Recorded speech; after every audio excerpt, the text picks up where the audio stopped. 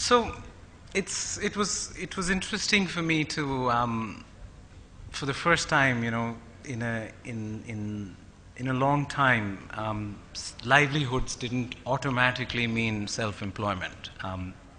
That's something I've thought about pretty hard. I mean, 50% of India is self-employed already. We have too much self-employment, and I may represent a particular point of view, which is around employability and employment as a solution, as supply, high-quality supply creating its own demand in the world of employment. A lot of people believe there's a birth defect in the Indian labor market, so employment is really not a solution which we should be navigating towards, and I obviously disagree with that. What I will agree is that, our GDP is probably going to get to $1 trillion. It'll double in the next 10 years. So why doesn't it feel right? It doesn't feel right, obviously, because growth is a necessary but not sufficient condition for poverty reduction. Poverty reduction comes from access. And the access today is being created by India's labor market going through 5 transitions. There's a farm to non-farm transition, there's a rural to urban transition, unorganized to organized, subsistence self-employment to decent wage employment, and school to work. Most of these 5 transitions in my head, and some of you may disagree, represent journeys to a better life for most Indians, but they're not working. And I think the context is important. We're a people supply chain company running out of inventory.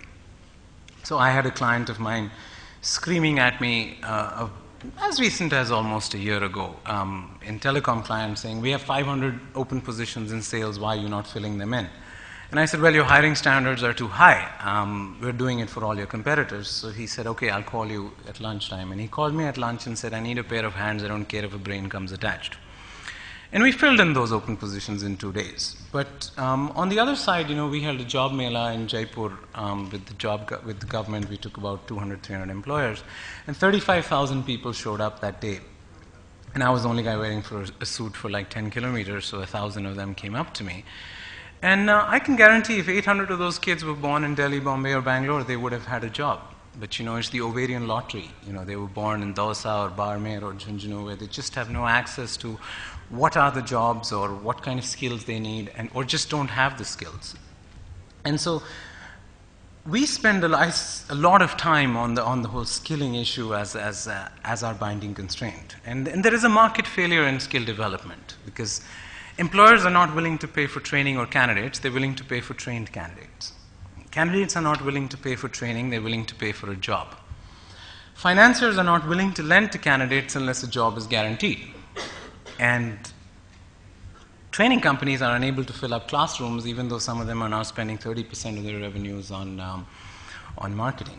So there obviously is a problem here. So the theoretically elegant construct of there's so many jobs and there's so many people, why isn't it sorting it out? And if we want to repackage our human capital as a demographic dividend, I think reform lifts all the boats, but some reforms makes those boats seaworthy. So there's a radical revamp of our 3E ecosystem: education, employability, and employment. And I didn't spend too much time on education till about a year ago, because I felt, we don't have a dog in this fight. But now I'm realizing that you can't really unpack the 3Es very much, because they're very closely related. And there are 3 problems in India's human capital ecosystem. There's a matching problem, which is really connecting demand and supply. There's a job in Delhi and there's a candidate in Alwar. There's a mismatch problem, which is repairing supply for demand. And there's a pipeline problem, which is preparing supply for demand. And I distinguish between repair and prepare very strongly and very, very precisely. So innovation will happen at the intersection of public, private, NGO, financing, delivery, and certification, and education, employment, and employability. So vocational training will work, or skill development work, if you convert it into a job with fine print in my world. I think the context is important. There's a very low penetration of education. That there are very low and uneven returns. 58% of graduates make less than 6,500 rupees a month. So they're very low returns. The quantity versus quality trade-off. Our ayatollahs of education have tried to control quality by controlling quantity, and we've ended up with neither. And I think that trade-off has to be calibrated a little differently. Our regulatory ecosystem is focused on accreditation, which is inputs, but outcome light. The 10+2, 3 system is is interesting, but it has very few on and off ramps and really doesn't account for the multiple intelligences, which the complexity of our economy. If you view jobs as SKUs, we have 15,000 SKUs which we hire for. And our education system probably produces for less than a tenth of that. They're not really work ready when they come out. In a Jodhpur job mail, I remember a candidate kept shoving his BA in English certificate in my face, and I kept talking to him in English, but he would answer me in Hindi. And I said, look, English is a vocational skill, just answer me in English. And he said, मैंने अपना BA English Hindi में किया है. You know, and he could write. I made him sit down and write, but he just was not confident to converse with me in English.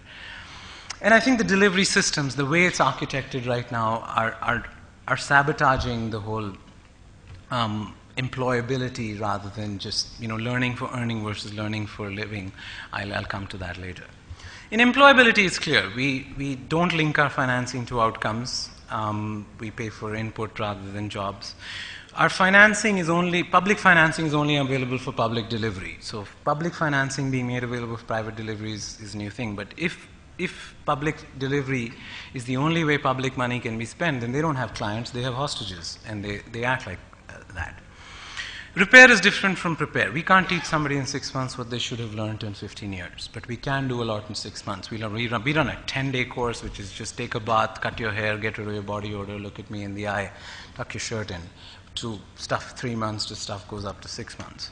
It's not self-healing, the current system. So if you take the national occupation codes, 90% of them need knowledge, while 90% of the jobs out there probably need skills. So there's a huge mismatch between what we think are the skills and where we think the jobs are. We're still fighting yesterday's war. The entry gate versus exit gate. So you can be like the IITs and IIMs with tight entry gates and wide open exit gates. Or you can be like the chartered accountant exam with wide open entry gates and tight exit gates. But today vocational training in India has wide open entry gates and wide open exit gates. So the signaling value of certification is very low. Apprentices. We only have 250,000 apprentices in this country because of the stupid Apprenticeship Act, which was written in 1961. Popcorn stand. Germany has 12 lakh apprentices. Japan has 6 lakh apprentices. Learning by earning and learning by doing is a very powerful way of doing skill development. And the speed limit for on-the-job training expansion is much higher than the speed limit for classroom expansion. But we haven't taken advantage of that. The center regulates and state delivers. This is true of most human capital stuff. I can have a meeting in Delhi, and I did a few months ago with DGT, where they said, we've got brilliant programs for skill development, the PPP program, the excellence program, but the states are just screwing up execution. And we run an ITI in Jaipur, or we help them. And I go to them the same day, and he says, what are you talking about? We are still teaching automobile engineering with a carburetor. No Indian car is made with a carburetor. An electrician still has to be certified on a 220-volt DC fan. India hasn't had DC for 40 years. So I think a little bit of a policy orphan fault. The person developing the strategy or controlling the money is different from the person executing. And there's a clear market failure, as I mentioned.